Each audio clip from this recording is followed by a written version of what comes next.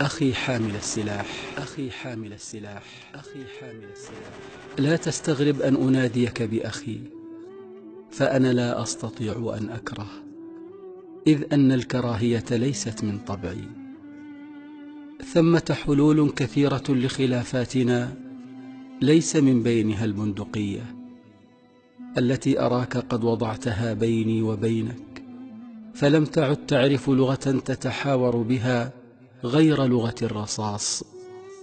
وأنا أتساءل: هل أنت سعيد بما تفعله؟ هل أنت سعيد بما تفعله؟ هل ساعدك هدم بيتي على تعمير بيتك؟ وهل قتلي سيطيل في عمرك؟ وهل شبع أطفالك عندما جاع أطفالي؟ إن الوطن ليس أنا وليس أنت، الوطن هو أنا وأنت،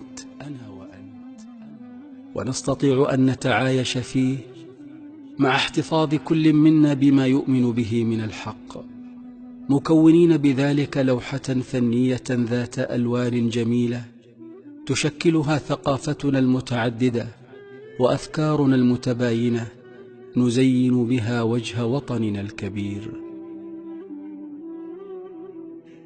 هب أنك ألغيتني فعلا، ماذا أنت فاعل بكل هذا الوطن الجميل وحدك؟ ماذا ستفعل في وطن لا تسمع فيه إلا صدى صوتك، ولا ترى في مائه إلا وجهك؟ إن في الوطن من الهواء والماء والزرع والخبز ما يكفينا جميعا. أخي حامل السلاح، أخي حامل السلاح، إن الوطن أكبر من أولئك الأشخاص الذين جندوك لتقتل نيابة عنهم، وهم لا يستحقون أن يكونوا غبارا لحفنة تراب أثاروها في هذا الوطن الجميل.